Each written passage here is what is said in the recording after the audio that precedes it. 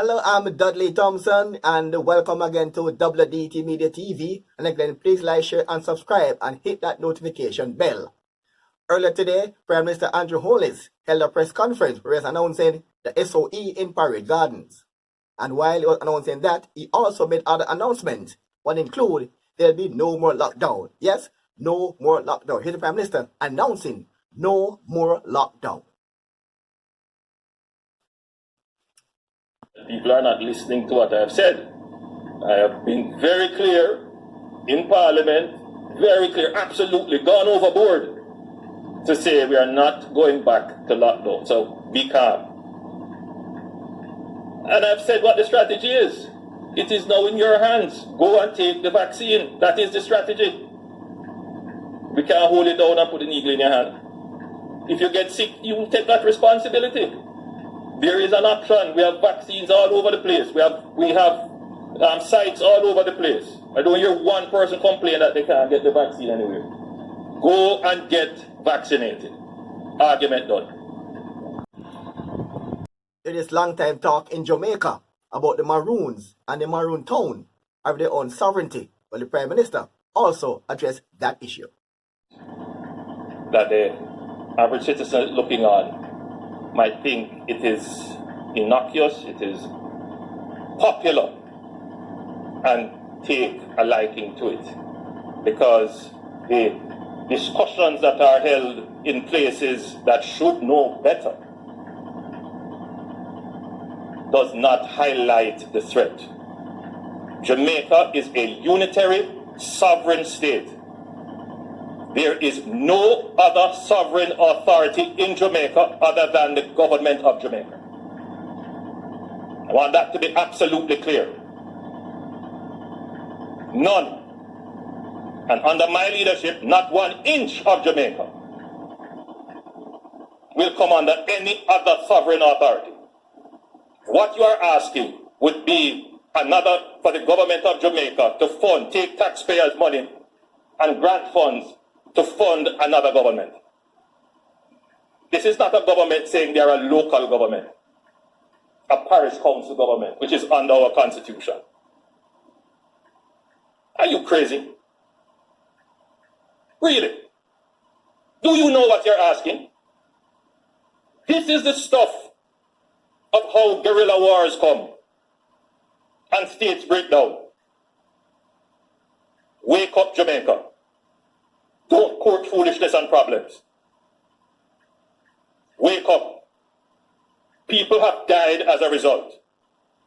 And you expect me to stand here as Prime Minister and fund activities that could lead to the breakdown of our state? Never. Thank you.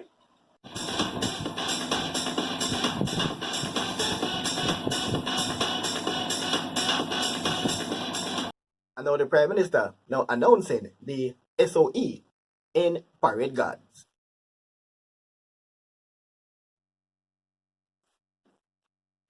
So the zones of special operations, therefore, are designed as a community building tool. They have working in parallel with them a special social intervention committee, which brings together all the agencies of government that have anything to do with social intervention, from infrastructure to education, employment generation, for proper documentation of citizens, all agencies that have anything to do with community development work alongside the security initiative. I want the country to bear in mind that this is a long-term strategy. Yes, when we do intervene in the communities, you see an immediate reduction in violence. The gangs disperse, the criminals leave the area, they cannot return to conduct their criminal activities. But it is more than that. It is more than a displacement strategy. It is a strategy to harden the area against the return and re-institutionalization of criminality in the communities. So we're building peace in the community. We're building people who will become wardens of the peace. We're giving people opportunity to become employed. We are improving the environment and conditions of the community, particularly garbage collection and improving their built environment, removal of the fences, putting in sewage where none existed before, ensuring that water and electricity are regularized. And we believe that this nexus between the security operation and the community development operation will ensure that these communities will sustain the peace for a long period of time. You can imagine that this is therefore a resource-intense activity. And it is a long-term commitment from the JCF and the JDF in men and material. And I should say men, women, and material. It has worked, without question. In the initial stages, persons were skeptical. But we are now here today seeing everyone calling for the implementation of a zone of special operation in their community. So today, therefore, whereas Section 4.6 of the Act, that is the Zone of Special Operations, Special Security and Community Development Measures, the Parade Garden Zone, Order 2022, provides that the Prime Minister and Council may declare an area as a zone if the Commissioner of Police and the Chief of Defence Staff have agreed in writing that the area should be so declared. And whereas the Commissioner of Police and the Chief of Defence Staff have agreed in writing that the area geographically defined in the schedule, which will be detailed by the Chief of Defence Staff, should be declared as a zone of special operations. Now, therefore, the Prime Minister and Council, having reasonable cause, more than reasonable cause, to believe that due to rampant criminality, gang warfare, escalating violence, and murder, and the threat to the rule of law and public order, it is necessary to declare the area geographically defined, which the Chief of Defence Staff will later outline, as a zone, and hereby declares as follows. 1. This order may be cited as the Law Reform Zone of Special Operations, Special Security and Community Development Measures, the Parade Garden Zone, Order 2022. 2. The area having the geographical limits specified in the schedule about to be defined is a zone of special operations for the purposes of the Act. And 3. The said zone shall operate for a period of 60 days. This is, of course, an important formality to publicly declare the zone so that everyone in the area knows that Parade Gardens, which is an area within the Kingston Central Police Division, has now been declared a zone of special operations. I'm now going to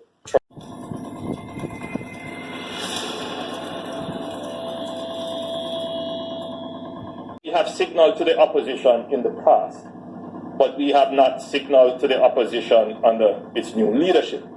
And we will now have to move to that once we have within ourselves established exactly how we're going to reform these measures.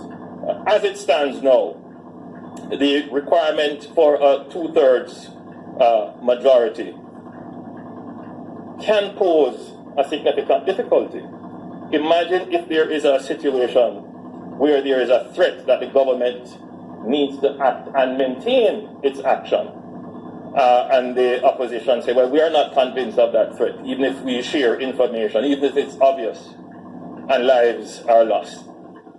Then the state, the government, is hobbled in its ability to respond to a threat. Which is what we are now seeing playing out with the inability to have the SOEs executed. There is a clear and present danger. There is a clear threat, but we are not able, even though we have attempted to, because the opposition has blocked it. In the past, the opposition has worked with the program. They have seen the issues, and many of their MPs and their own constituents have called for states of public emergency because they see that it has worked and it hasn't deprived anyone of their life or property. So, yes, there is a political problem, and we need to solve that political problem, and we also need to solve the constitutional and legal problems so that we are able to have a far more sophisticated and well thought out use of emergency powers to deal with the new and evolving threats to our society, including threats that are not just citizen to citizen, but threats now that are directly targeted to the state and its sovereignty over Jamaican territory.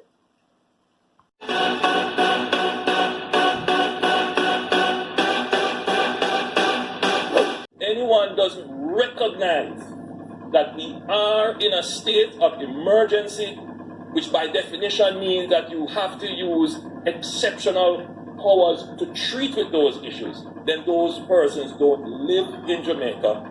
They are blind, or they have a particular political motive to see the government's efforts fail for their political benefit. And I think the country ought to look at that and examine that carefully. Who is it that has your safety and protection of your life at heart? Who has the care and the concern to get it done? So my answer to you is yes, there may very well need to be constitutional reforms to have a far more sophisticated and realistic view of how the government uses extraordinary powers to treat with extraordinary situations. I'm Dudley Thompson. Please like, share, and subscribe. And as always, thanks for watching.